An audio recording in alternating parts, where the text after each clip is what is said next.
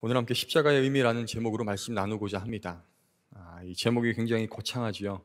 십자가의 의미 하면 뭔가 좀 대단한 내용이 담겨 있을 것 같은데 그것보다도 조금 더 가볍고 또 가까운 의미를 찾아보려고 합니다. 우리가 매년 사순절 기간을 보내면서 40일 동안 성경도 읽으시고 또 성경을 필사하시거나 또 기도하시거나 어떤 분은 금식을 하시기도 하고 또 어떤 분들은 또 미디어 금식을 하시거나 여러 가지 방법으로 하나님의 은혜를 기억하며 또 마음 가운데 새기시는 줄로 믿습니다. 사순절 벌써 저희 교회에서는 우리 교회에서는 벌써 11번째, 11년째죠. 성경 통독 집회를 하고 있습니다. 얼마나 귀한 시간이 아닐까 싶습니다. 40일의 시간을 저녁 시간을 꼬박 하나님께 드려야 되는 것입니다. 나들이를 갈 수도 없고 좀 쉼의 시간을 가질 수도 없고 또 TV를 보거나 영화를 볼 수도 없고 그 시간을 온전히 하나님께 드려서 성경을 읽는 시간입니다. 그렇게 하나님께서 정말로 그런 시간들, 드리는 시간들을 기쁘게 받아주실 줄로 믿습니다. 그런데 이 사순절의 시간을 생각해 보면 이 시간은 그저 어떤 그런 고통, 고난만 생각하는 것이 아니라 예수님께서 왜 그 고난의 길을 걸어가셨는가, 예수님께서 왜 십자가를 지셨는가를 생각해 봐야 하는 것이죠. 그냥 단순히 예수님께서 고통을 당하셨으니 나도 함께 고통당하자 하면서 금식하거나 또 뭐 여러 가지를 끊어내는 것이 전부가 아닙니다. 물론 그렇게 하는 것도 하나의 방법이긴 하겠지만 그것이 전부가 아니라는 것입니다.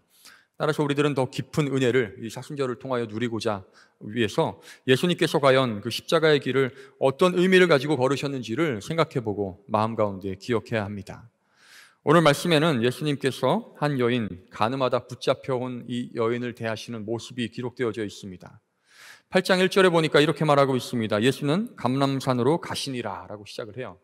사실 이 연결되는 구절이 그 바로 직전 구절 7장 53절부터 시작이 되는 것이긴 하지만 그 7장 53절에는 이렇게 말합니다. 다 각각 집으로 돌아가고 예수는 감람산으로 가시니라 라고 말합니다.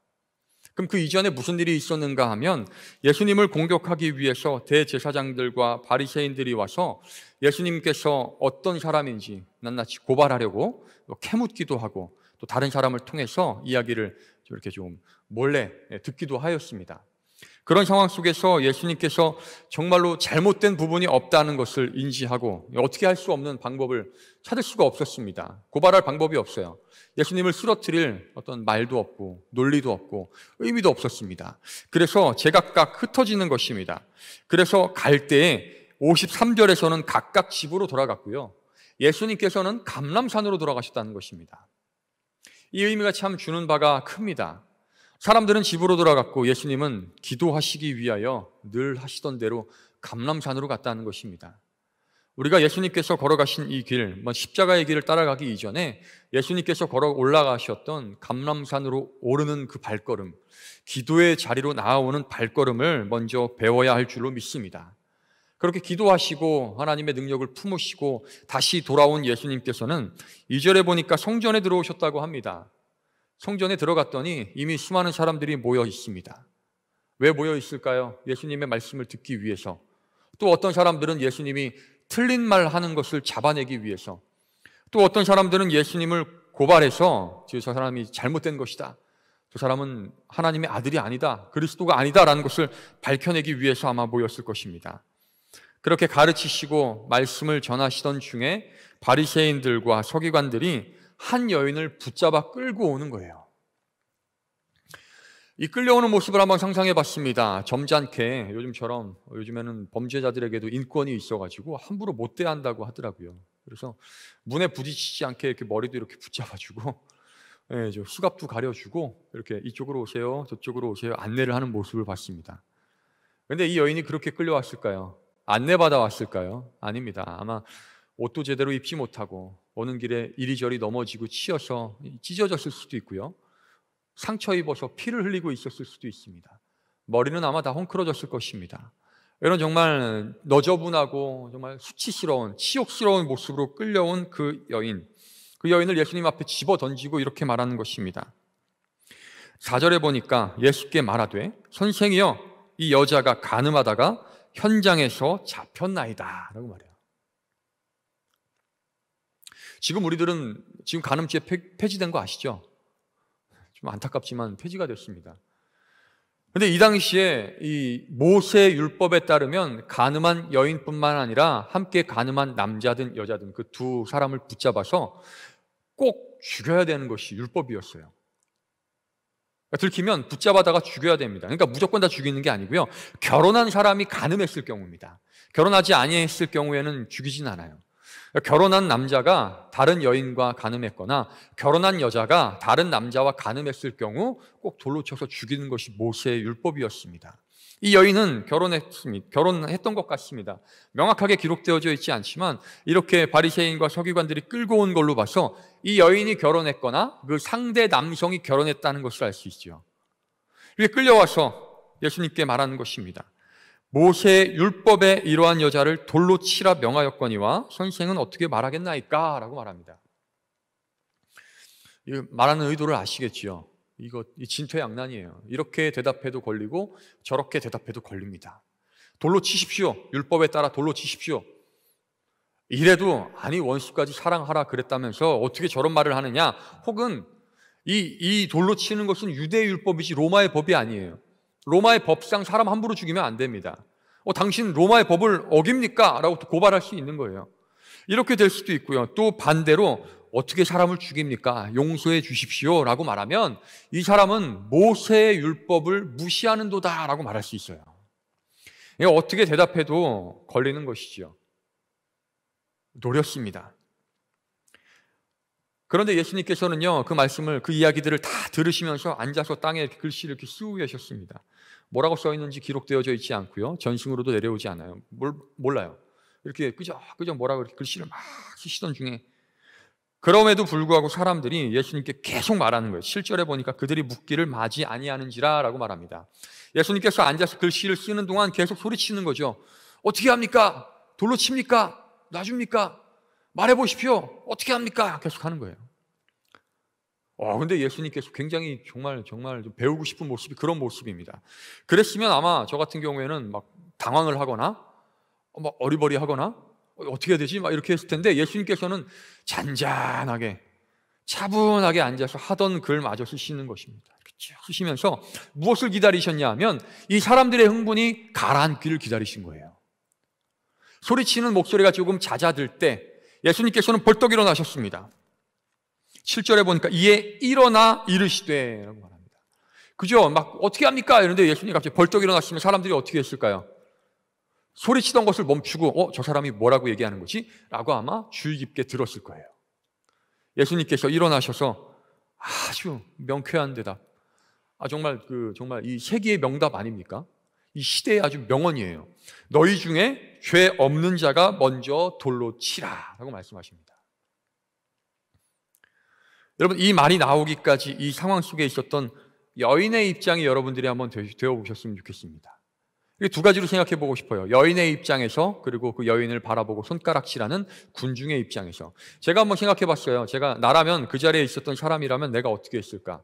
아마 저도 똑같이 손가락질하고 고함 치면서 누구보다 큰 돌을 들고요, 누구보다 빨리, 누구보다 세게, 누구보다 정확하게 돌 던져야지 라고 생각을 하고 있었을 것 같아요. 그럼 그 여인의 입장에서는 어땠을까요? 두려움에 부들부들 떨면서 큰일 났다. 내 인생 여기서 끝나는구나. 물론 죄를 지었긴 하지만, 죄인이긴 하지만 정말 그 죽음 앞에서 두렵지 않을 사람이 누가 있겠습니까? 두려움에 바들바들 떨면서 그냥 그 사람들의 판결만 기다리고 있는 그 여인의 심정. 그런데 예수님께서 갑자기 정말 상상하지 못한 말씀을 하시는 것입니다. 돌로 치거나 혹은 놔주거나. 그런데 생각에서는 내가 온전히 살아서는 못 돌아가겠구나 이런 생각을 했지 않겠습니까? 너희 중에 죄 없는 자가 먼저 돌로 치라라고 말씀하시고 또 앉아서 계속 글을 쓰시는 것입니다.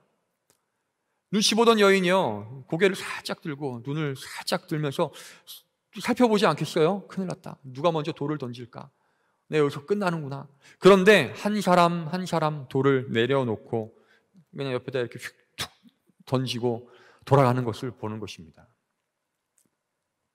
마침내 모든 사람들이 다 돌아갑니다. 10절에 보니까 예수께서 일어나사 여자 외에 아무도 없는 것을 보시고 이르시되 여자여, 너를 고발하던 그들이 어디 있느냐? 너를 정죄한 자가 없느냐라고 묻습니다. 그러니까 여인의 마음에 얼마나 큰 안심이 됐겠습니까? 아유, 다행이다. 큰일 날 뻔했네. 죄송해요. 지금 제가 한번 불순한 생각을 해봤습니다. 아마 이런 생각도 했을 수도 있을 것 같아요. 재수없게 걸려서 죽을 뻔했는데 다행이네. 그동안 안 걸렸는데 걸렸잖아요. 안 걸렸을 때는 그런 위협도 없었는데 걸렸잖아요. 죽을 뻔했네 라는 안도의 한숨을 쉬었을 수도 있지 않을까 생각을 해봅니다. 또 한편으로는 정말 다행이다, 정말 감사한 마음을 가지고 예수님 앞에 무릎을 꿇고 인사했을 수도 있습니다. 이 두 가지 가능성을 열어놓고 이 여인은 어쨌거나 저쨌거나 예수님께 진심으로 감사의 인사를 드렸건, 아유, 하필이면 재수없게 걸려서 죽을 뻔했네, 안도의 한숨을 쉬고 집으로 돌아갔건, 어떤 모습을 보였는지는 그 이후의 모습은 기록되어져 있지 않습니다. 그냥 예수님께서 이렇게 말씀하셨어요. 나도 너를 정죄하지 아니하노니 라고, 가서 다시는 죄를 범하지 말라 라고 말씀하십니다. 여러분, 이 말씀을 많은 사람들이 인용을 하는데 특별히 믿지 않는 사람들이 이렇게 인용을 해요. 예수님께서도 정죄하지 말라 하셨다. 그러니까 너희들도 나 정죄하지 말아라 라고 인용하는 사람들이 있습니다. 심지어 이것을 여러 가지 어떤 사회적인 어떤 가치관에 따라서 이런 가치관 가져도 되고 저런 가치관 가져도 된다라고 말하는 것에 대한 근거로 이 말씀을 인용하는 경우도 있어요. 그런데 예수님께서는요, 죄를 용납하신 것이 아닙니다. 그 죄된 행동을 허용하신 것이 아니에요. 예수님께서는 그 죄를 용서하신 것이지 결코 허락하지 않으셨다는 것을 기억하시기 바랍니다. 말씀하십니다. 나도 너를 정죄하지 아니하노니 가서 다시는 죄를 범하지 말라. 아까 말씀드렸다시피 이 말씀 모든 이야기를 듣고 집으로 돌아가는 여인 마음 가운데 상상을 해보면 두 가지였을 거예요. 하나는 아우, 재수없게 걸려서 죽을 뻔했네, 휴라는 마음과, 두 가지는 아, 진짜 감사하다, 다행히 내가 살았구나, 정말 정말 감사하다라는 마음을 가지고 돌아갔을 것입니다. 어쨌거나 저쨌거나 이 여인의 입장에서 가장 중요한 것은 무엇이냐면 자신의 죄에 대한 형벌이 없어졌다는 겁니다. 돌 맞아 죽어야 되는데 그 형벌이 없어졌다는 거예요. 여러분들이 만약에 그 여인이라면 어떠실 것 같으세요? 얼마나 좋으실까? 얼마나 기쁘실까? 아우, 다행이다. 아우, 큰일 날 뻔했다. 여러분, 빚을 졌는데 대략 한 어느 정도의 빚을 져야 좀 그 빚이 탕감됐을 때 안심이 될까요? 한 1억 정도면 될까요? 1억의 빚이 있는데 갑자기 은행에서 이 국가에서 모든 빚을 탕감하라고 했습니다. 여러분들의 빚, 1억의 빚을 없애드리겠습니다. 하면 여러분 어떠실 것 같으세요? 주택 융자 낸 거, 혹은 그동안 뭐 학자금 대출한 거, 혹은 여러 가지 빚진 것들 다 없던 걸로 해주겠습니다. 이러면 어떠실 것 같으세요? 빚이 없으신가 봐요. 정말 좋을 것 같아요. 저 같은 경우는 너무 행복할 것 같아요. 감사합니다. 그 은행 가가지고 막 꾸벅꾸벅 인사하면서 감사합니다, 감사합니다 인사하고 올 것 같습니다. 그런데 하물며 죽어야 되는 그 죄의 형벌이 사라졌습니다. 이 여인의 기분이 어땠을까? 얼마나 기뻤을까? 얼마나 감사했을까?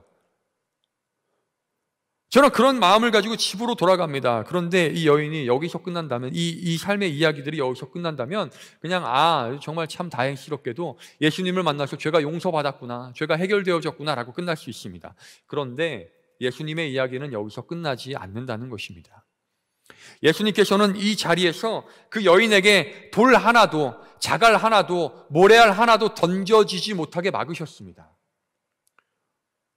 그런데 예수님께서는요, 자기 자신을 향하여 날아오는 채찍도, 회초리도, 못질도, 욕도, 침뱉음도 막지 않으셨다는 거예요. 이 여인에게 있어서 자신에게 날아오는 그 어떤 것도 모든 것을 피해갈 수 있었지만 그 모든 것, 그 여인이 피해간 모든 것이 오롯이 예수님께로 향하여졌다는 것입니다. 여러분, 저는 또 한 가지 상상을 해보았습니다. 예수님께서 십자가를 지신다는, 죽으실 거라는, 혹은 죽으셨다는 소식을 이 여인이 들었을 때 그 마음에 어떤 생각이 들었을까? 이런 생각을 하지 않았을까 싶어요. 저 십자가 내가 져야 되는데 예수님이 지셨구나. 저 죽음을 내가 당해야 되는데 예수님이 죽으셨구나. 여러분, 예수님의 십자가의 의미가 어떤 것인가? 저는 이렇게 표현하고 싶습니다. 내가 져야 할 십자가를 예수님께서 지셨습니다. 이런 이야기가 있습니다. 한 두 형제의 이야기인데요. 두 형제가 부모님을 잃고 어린 시절부터 서로 의지하면서 살아왔습니다. 그런데 이 형제가, 큰형은 어느 날부터 이제 예수님을 만나서 교회에서 많은 도움을 받고 또 신앙생활을 하면서 열심히 하나님의 은혜를 누리고 경험하면서 살아갔어요. 그래서 하나님을 잘 믿고 살다가 이렇게 성장했습니다. 어른이 되었습니다. 그런데 안타깝게도 동생은 자신의 처지를 비관하면서 나쁜 친구들과 어울리면서 나쁜 길로 계속 걸어갔습니다. 동생을 바라보며 기도했던 형의 모습, 간절히 기도했던 형의 기도들, 그 기도에 응답하지 않고 그 동생은요, 정말 끝까지 정말 죄를 지으면서 나쁜 길로 끝까지 가는 거예요. 그러다 어느 날 그 형이 집에 이렇게 앉아 있는데 갑자기 문이 벌컥 열리면서 그 동생이 피투성이가 된 채로 들어오는 거예요. 바들바들 떨기 시작합니다. 형, 내가 사람을 죽였어. 어떻게 내가 사람을 죽였어? 그 모습을 바라보면서 형은요, 막 고민을 하다가 일단 너 들어가 있어 하면서 장롱 속에 집어넣고 그 동생의 옷을 다 벗기고 그리고 장롱 속에 숨겨두고 고민을 하기 시작합니다. 이걸 어떻게 할까? 이걸 어떻게 할까? 그 형은 마침내 고민을 마치고요, 결단을 하고 자신의 옷을 벗어놓고 피투성이가 된 동생의 옷을 입습니다. 그리고 옷을 다 입자마자 문이 벌컥 열리면서 거친 사람들의 발걸음과 목소리가 들립니다. 어딨어? 나와! 여기 있는 거 다 알아! 동생을 잡으러 온 경찰들이었던 거예요. 동생의 피투성이가 된 옷을 입고 있었던 그 형은요, 제가 죽였습니다. 잡혀갑니다. 그래서 그 너무나 명백한 죄였고 너무나 명백한 자백이었고 끔찍한 범죄였기 때문에 재판 과정이 일사천리로 해결이 되었대요. 그래서 사형 선고를 받고 사형 날짜가 집행이 되었습니다. 그래서 마침내 마지막 순간에 할 말이 있느냐 그랬더니 제가 죽였습니다. 제가 살인자입니다. 그 말만 반복하는 형을 바라보면서 교도소장이 하도 이상해가지고 이상한데 마지막으로 할 말 없습니까? 라고 물었을 때 그렇다면 내 동생에게 편지 한 장만 보내게 해주십시오. 그래서 편지를 열심히 써서 보내요. 그런데 이것은요, 내 사형이 집행된 다음에 보낼 수 있도록 꼭 약속해 주십시오 라는 약속을 합니다. 그래서 마침내 사형이 집행되고 사형 집행 이후에 그 편지가 동생에게 전해집니다. 그 동생이 정말 그 어떤 삶을 살았겠어요. 들키면 죽는다, 들키면 큰일 난다, 숨어서 아무 밖에 외부 출입도 못하고 밥도 제대로 먹지 못하고 사람 구실 못하면서 지내왔던 동생이 그 편지를 받아보고요, 편지를 딱 엽니다. 열었더니 그 맨 윗줄에 뭐라고 써 있느냐면 나는 너의 죄의 옷을 입고 너 대신 죽노라 라고 적혀 있는 거예요. 그 편지를 읽고 이해가 가지 않았던 동생은요, 뭔 소리야 이게 도대체 뭔 소리야? 의아합니다. 그래서 한 번 읽고 두 번 읽고 세 번 읽고 여러 번을 읽었더니 마침내 머릿속에 탁 떠오르는 거예요. 이거 설마 그 편지를 집어던지고 경찰서로 교도소로 뛰어나가서 형을 찾기 시작합니다. 우리 형 어딨어? 우리 형 어딨어? 그거 어떻게 합니까? 이미 사형은 집행됐는데. 그래서 이 모든 자초지종을 들었던 교도소장이 그 동생을 데려다가 묻습니다. 어떻게 된 일입니까? 뭐 무슨 말을 하겠어요? 이미 사형 다 집행됐는데. 우리 형 어딨어? 우리 형 어딨어? 소리만 치는 거예요. 니네 형 이미 죽었으니까 돌아가. 살아날 수 없으니 돌아가. 그래서 그 동생은요, 침울한 표정을 가지고 집에 돌아왔습니다. 그래서 계속 정말 자기 때문에 형이 죽었다는 사실에 괴로워하면서 정말 그 더 이전보다 더 괴로운 시간을 보내다가 퍼뜩 떠오르는 것이 있습니다. 편지의 내용이 그게 다가 아니구나.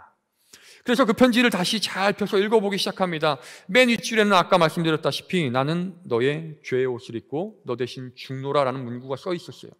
보니까 그 밑에 이런 말씀이 써 있습니다. 이런 이야기가 써 있었어요. 너는 나의 옷을 입고 나 대신 살아라. 그래서 그 동생은요, 이 이야기를 듣고요, 형의 편지, 마지막 편지를 읽고 모든 것을 깨닫고 형의 삶을 한번 살아보기로 생각합니다. 자신의 옷을 다 벗어던지고 형이 그동안 입었던 촌스러운 옷을 입고 형이 열심히 일했던 공장에 출근을 하고 또 형이 열심히 기도하고 예배드렸던 그 교회에 나가서 예배드리기 시작하는 거예요. 가서 듣다 보니까요, 그 들리는 이야기들이 말씀의 선포가, 복음의 선포가 너무 어렵지 않습니다. 왜냐? 그 형이 보여주었던 모습이기 때문이었습니다. 그래서 그 누구보다도 더 깊은 구원의 감격을 누리면서 예수님께서 기뻐하시는 삶을 살았다는 이야기가 전해져 내려오고 있습니다. 여러분, 이 이야기가 예수님의 십자가의 의미를 가장 잘 이야기하고 표현하지 않는가 싶습니다. 이 여인의 마음, 예수님께서 십자가 지시고 죽으셨을 때 이 여인의 마음의 심정에 어떤 생각이 들었을까? 저 십자가는 내가 져야 하는 것인데, 저 죽음은 내가 당해야 하는 것인데 예수님께서 죽으셨구나. 이것을 깨달은 인생은요, 결코 예전의 죄로 돌아갈 수가 없습니다. 이 여인은 예수님의 죽음을 알고 난 이후에, 예수님의 대속의 은혜를 깨달은 이후에 결코 다시는 죄를 범하지 않는 삶을 살았을 것입니다. 여러분들의 삶이 이 여인과 같이 예수 그리스도의 깊은 십자가의 은혜를 기억하고 깨닫는 삶이 되시기를 바라겠습니다.